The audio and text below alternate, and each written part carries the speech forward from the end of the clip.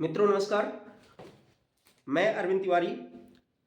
Class 10th की trigonometric exercise 8.1 का पहला क्वेश्चन प्रीवियस क्लास में हमने किया था और जो इसका सेकंड क्वेश्चन है एक्सरसाइज 8.1 का वो बिल्कुल फर्स्ट क्वेश्चन पर ही बेस्ड है और मुझे ये विश्वास है कि आप लोग इस क्वेश्चन को खुद भी कर सकते हैं। साथ में इसका फिगर गिवन है, फिगर से तीसरी साइड की वैल्यू निकाल करके और फिर tan p और cot r दोनों की वैल्यू फाइंड करके और फिर उनका डिफरेंस यू कैन फाइंड। अब हम बात करते हैं क्वेश्चन नंबर 3 की। ये थोड़ा सा डिफरेंट टाइप का क्वेश्चन है, तो हम हर टाइप के क्वेश्चन को डिस्कस करेंगे ताकि इस एक्सरसाइज के मैक्सिमम क्वेश्चन आप कर ले जाएं अच्छे तरीके से।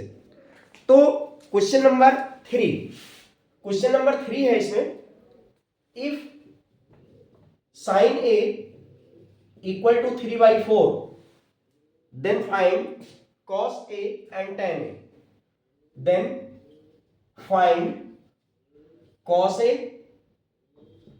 and tan a।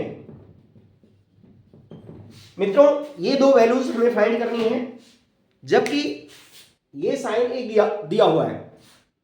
तो सबसे पहली बात ये है कि मैंने आप लोगों को बताया था कि जो भी ट्रिग्नोमेट्रिक रेशियोज है वो किसी राइट एंगल ट्रायंगल के लिए होता है। तो सबसे पहला काम हमें क्या करना है कि यहां पे एक राइट एंगल ट्रायंगल बना लेना है, ABC। ध्यान रहे मित्रों, यहां पे आपको क्या करना है, जो एंगल यहां गिवन होगा वो एंगल कोई एक्यूट एंगल इसमें से या फिर इसमें से एक होगा। इसका मतलब ए या तो आप यहां लिख सकते हैं या फिर यहां लिख सकते हैं। ये इस राइट एंगल के लिए ये वाला एंगल कभी यूज नहीं किया जाता है, तो इसलिए आपको जो है इस एंगल को या तो यहां लिखना है या फिर यहां लिखना है इस वैल्यू। तो अब हमें क्या करना है, क्योंकि sin a equal to 3/4 given है, क्योंकि ये ट्रिग्नोमेट्रिक रेशियोज है, तो इसका मतलब है कि ये होता है हमारा perpendicular by hypotenuse. Pandit Badri Prasad हर हर बोले से आपको ये पता चल जाएगा कि साइन के लिए हम क्या यूज करते हैं, परपेंडिकुलर बाई हाइपोटेन्यूज। इसका मतलब कि ये परपेंडिकुलर की वैल्यू है और ये हाइपोटेन्यूज, लेकिन ये एक सिर्फ रेशियो है। मित्रों यहां पे हमें पार्टिकुलर वैल्यू लिखनी है साइड्स की, तो इसके लिए हम क्या करते हैं, यहां पे x लगा लेते हैं। तो इसको हम लिख सकते हैं 3x/4x, ऐसा लेट कर सकते हैं। ये पार्टिकुलर वैल्यू होगी इसकी, परपेंडिकुलर और हाइपोटेन्यूज की। और for angle a perpendicular will be BC, तो यहां हम लिख सकते हैं BC और हाइपोटेन्यूज AC, ऐसा लिख सकते हैं। It means BC equal to 3x हो गया और AC इक्वल टू 4x हो गया। तो मित्रों मैंने आपको बताया था कि कोई भी ट्रिग्नोमेट्रिक रेशियोज निकालना है तो उसके लिए हमें अगर ये तीनों साइड पता है ट्रायंगल की, तो हम कोई भी ट्रिग्नोमेट्रिक रेशियोज फाइंड कर सकते हैं।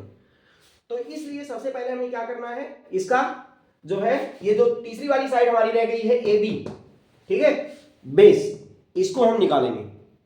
तो ये कैसे निकलेगा, इसके लिए हमें इसमें पाइथागोरस प्रॉपर्टी का यूज करना पड़ेगा। तो पाइथागोरस प्रॉपर्टी हमारी क्या कहती है, h² equal to p² plus b²। अगर हम इस एंगल के लिए देखें तो ये हाइपोटेन्यूज है, यानी AC² इक्वल टू इस एंगल के लिए परपेंडिकुलर BC होगा, तो BC² प्लस बेस में आपका AB² आएगा। और AB की वैल्यू हमें फाइंड करना है, इसमें पता नहीं है हमें, तो यहां पे हम लिख सकते हैं ये आपका 3x होगा और ये 4x होगा। और we have to find this side यानी AB, तो we have to put the value of AC that is 4x whole square equal to BC is 3x whole square plus AB square, implies that 4x whole square क्या आ जाएगा, 16x square, और 3x whole square it will be 9x square और plus AB square। अब क्या करना है मित्रों हमें, अगर हम इसको इधर ले आएंगे तो ये हो जाएगा 16x² माइनस 9x²। तो 16x² minus 9x² equal to AB² और it will be 7x² equal to AB²। और अब हमारे पास AB की वैल्यू क्या आएगी, इसका स्क्वायर रूट ऑफ 7x²। क्योंकि यहां पे मित्रों अंदर x² है तो उसका x बाहर आ जाएगा और √7, कहने का मतलब AB हमारा आ गया x √7, ऐसा लिख सकते हैं हम, या फिर इसको हम √7x, लेकिन ध्यान रहे ये x अलग से दिखना चाहिए, नहीं तो रूट के अंदर चला जाए, इसको हमें ध्यान रखना है। तो दोनों में से कोई भी तरीका आप लिख सकते हैं यहाँ पे, तो हमने इसको ले लिया। अब क्योंकि हमें तीनों साइड इसकी पता चल गई, ये हमारे पास आ गया √7x या x√7, कुछ भी लिख सकते हैं। तो जब मित्रों हमें तीनों साइड पता चल गई, तो अब कोई भी ट्रिग्नोमेट्रिक रेशियो हम फाइंड कर सकते हैं। तो यहाँ पे हमें फाइंड क्या क्या करना है, cos A और tan A। तो अब हम बात करते हैं cos A की। तो cos A इक्वल टू, क्योंकि cos के लिए क्या होता है, पंडित बद्री प्रसाद हर हर बोले, और ये cos आता है सेकंड नंबर पे, यानी बेस बाई हाइपोटेन्यूज। तो क्योंकि cos के साथ a लगा हुआ है, तो इसी एंगल के लिए फाइंड करना है। तो we will write here base by hypotenuse, और for this angle base will be AB और by hypotenuse will be AC, और फिर इक्वल टू AB की वैल्यू हमारे पास क्या आ गई, x√7 और बाई AC इज 4x, तो x कैंसिल हो गया फ्रेंड्स, और ये आ गया √7/4। It's your answer. ऐसे ही we can find the value of tan A। तो for tan A equal to perpendicular by base होता है, क्या होता है, परपेंडिकुलर बाई बेस। अब एंगल A के लिए परपेंडिकुलर BC और बेस AB, तो इसको लिख दिया, और फिर equal to BC is 3x and AB is x√7, तो x cancel out, it will be 3/√7। It's your answer. तो इस तरीके से मित्रों हमने इसको फाइंड कर लिया। इसके बाद आगे चलते हैं। अब इस क्वेश्चन में थोड़ा सा अगर इसी को घुमा करके दे दे, तो एक दूसरा क्वेश्चन हमारे पास तैयार हो जाएगा बच्चों। कैसे निकलेगा वो, जैसे हमारे पास नेक्स्ट क्वेश्चन है, क्वेश्चन नंबर 4।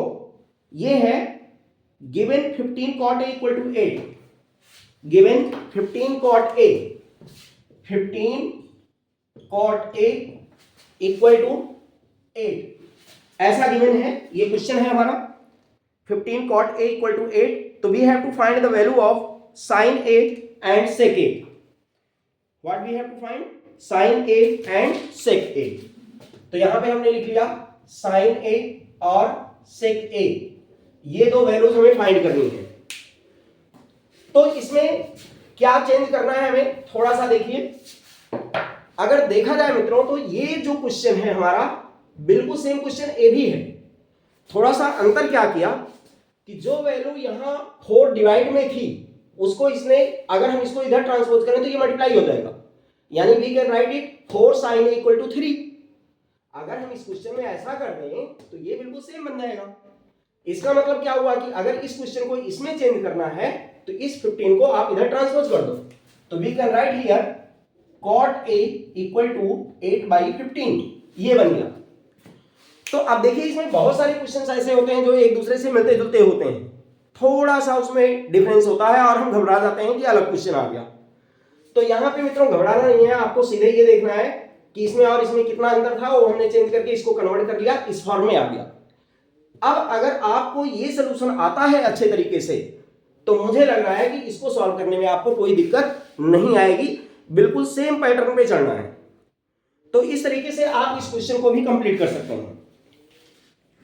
इसके बाद आगे चलते हैं, जो मोस्ट इंपॉर्टेंट क्वेश्चन है हमारे पास 6, 7, 8, ये सारे कर सकते हैं आप।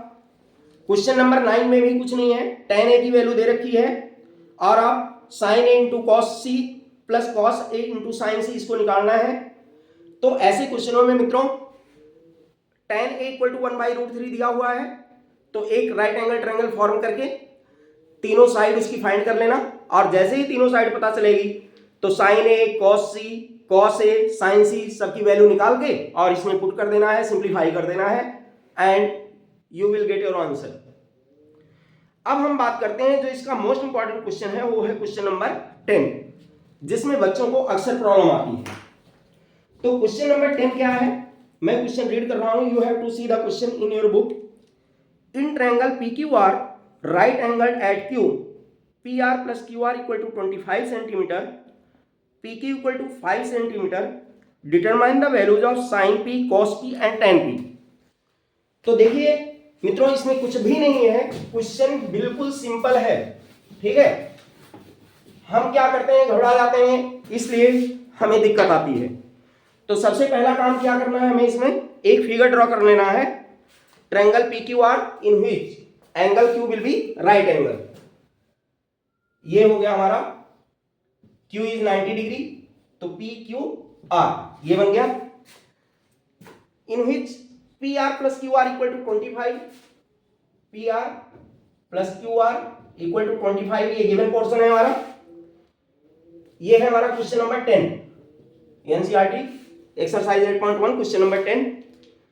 और P Q equal to 5 centimetre given है, P Q equal to 5 centimetre, और we have to find, what we have to find, sine P, cos P and tan P. Friends ये तीन चीजें हमें फाइंड करनी है। देखिए क्वेश्चन पूरा हमारे सामने है, ये तीनों पार्ट हमें फाइंड करना है इसमें। तो देखिए इसको हम कैसे निकालेंगे। सबसे पहली चीज तो पी क्यू गिवन है इसमें 5 सेंटीमीटर, लिख देते हैं यहां पे, और फिर नीचे दिया है P R plus Q are, यानी इन दोनों का सम गिवन है 25। तो पार्टिकुलर कोई वैल्यू हमें नहीं पता है, लेकिन दोनों का सम गिवन है। तो हम क्या करेंगे मित्रों, इसमें से किसी एक साइड को लेट कर लेते हैं, चाहे आप इसको चाहे इसको। तो सपोज दैट हमने लेट किया, let Q R equal to x, इसको हमने एक्स लेट कर दिया। तो अब हम इस इक्वेशन का यूज करेंगे, since P R plus Q R equal to 25 implies that P R plus Q R हमने क्या लेट किया, एक्स लेट किया, equal to 25 implies that P R equal to 25 minus x. ये हो गया मित्रों। अगर देखा जाए तो इसको हमने x जो कि लेट किया था, और अकॉर्डिंग टू दिस इक्वेशन या by using this equation we can write here P R equal to 25 minus x, ये भी पता चल गया।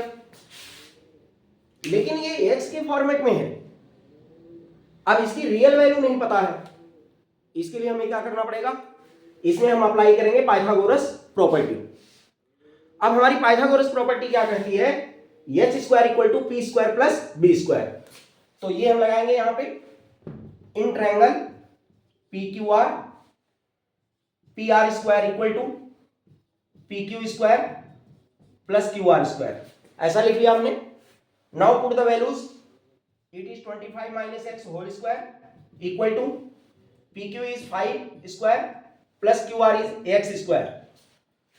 Now A minus B whole square से इसको ब्रेक कर देना है हमें, तो A square plus B square minus 2ab होगा। ए स्क्वायर का मतलब 25 स्क्वायर यानी 625 प्लस बी स्क्वायर यानी x square minus 2 into 25 into x यानी माइनस 50x, ये बन जाएगा इक्वल टू 5 का स्क्वायर 25 और प्लस एक्स स्क्वायर। यहां पे फ्रेंड्स क्या होगा, दोनों साइन सेम है और दोनों इक्वल टू के दोनों साइड में है, अलग अलग साइड में, तो कट जाएंगे ये, ठीक है। और अब हमें क्या करना है कि इसको इधर कर लेना है और इसको इधर कर लेना है। रीजन, क्योंकि हमें यहां पे जो x की वैल्यू आएगी ये पॉजिटिव फॉर्म में चाहिए। तो आप इसको निगेटिव है तो आप इसको इधर लेके चले जाइए, 50x प्लस में हो गया, 25 को इधर लाइए तो 625 minus 25, you can write here 600 implies that 50 को इधर ट्रांसपोज कर दीजिए तो 600 by 50 equal to x, 0 0 cancel और ये 12 पे जाएगा।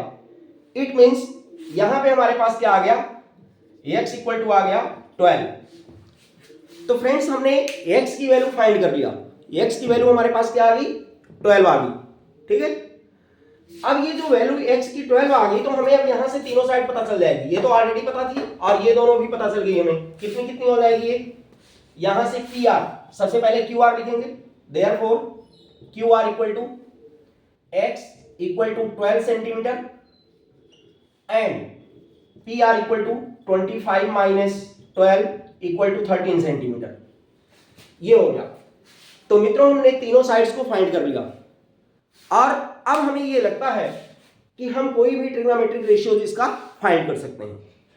उसके लिए सबसे पहले हमें साइन पी निकालना है, तो यहां पे हम देख लेते हैं क्या आएगा साइन पी।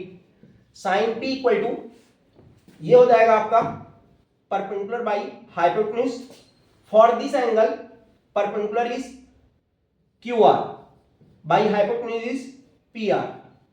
तो QR अभी हमने क्या निकाला 12, और बाई PR हमने क्या निकाला 13, तो 12/13 it's your answer. Similarly friends, आप cos P, tan P सारा निकाल सकते हो इसमें। कैन यू फाइंड और not? I think you can find it. तो मित्रों ये आगे मैं नहीं कर रहा हूं, इसको आपको खुद को करना है, और करके आप एनसीईआरटी में पीछे आंसर दिया हुआ है, वहां से अपने आंसर को मैच कर सकते हैं। अगर सही आ जाता है इसका मतलब है आपने इस टॉपिक को बढ़िया से समझ लिया है, और अगर आपको अच्छी तरीके से समझ में आ जाता है तो समझ लीजिए कि बहुत अच्छी बात है। Thank you, have a nice day.